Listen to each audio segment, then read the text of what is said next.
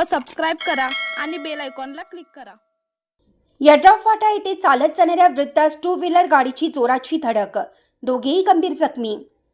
यड्राव फाटा हा नेहमीच मोठ्या प्रमाणात वर्दळीचा आहे, मात्र आज शनिवारी दिनांक 10/2/2024 रोजी सकाळी 9:30च्या दरम्यान यड्राव फाटा येथील नाजुका हॉटेलजवळ हा अपघात झाला।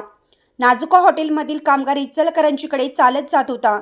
खोतवाडीहून भरधाव येणारी TVS मोटरसायकल क्रमांक MH09 BQ 7145 यांनी चोराची धडक दिल्याने दोघेही गंभीर जखमी झाले।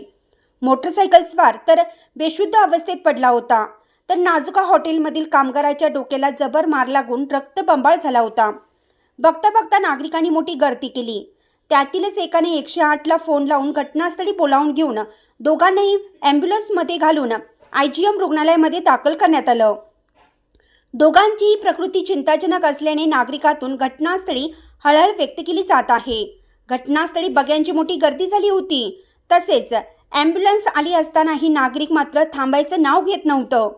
त्यामुळे मनुष्यातून आता माणुसकी संपत चालली आहे की काय, अशी संतप्त प्रतिक्रिया जमावातून व्यक्त केली जात आहे।